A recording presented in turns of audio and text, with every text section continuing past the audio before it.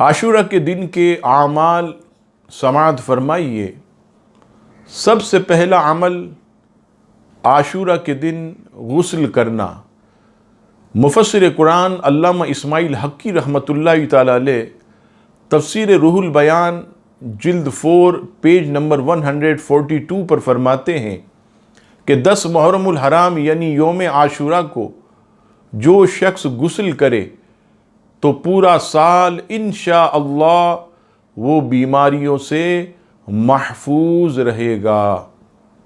Number 2، عاشورہ کے دن سرما لگانا۔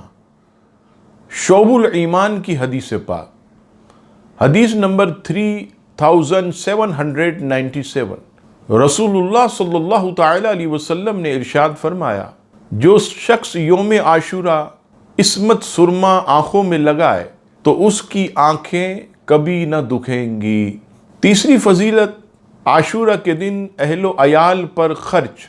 ما ثبت من السنہ پیج نمبر 17 پر 11ویں صدی کے مجدد حضرت شاہ عبدالحق محدث دہلوی رحمۃ اللہ تعالی علیہ حدیث پاک نقل فرماتے ہیں کہ حضرت سیدنا ابن مسعود رضی اللہ تعالیٰ عنہ کہتے ہیں کہ رسول اللہ صلی اللہ تعالیٰ علیہ وسلم نے ارشاد فرمایا کہ جو شخص عاشورہ کے دن اپنے بال بچوں کے کھانے پینے میں خوب زیادہ فراخی اور کشادگی کرے گا، یعنی زیادہ کھانا تیار کرا کر خوب پیٹ بھر کر کھلائے گا، اللہ تبارک و تعالی سال بھر تک اس کے رزق میں وسعت اور خیر و برکت عطا فرمائے گا۔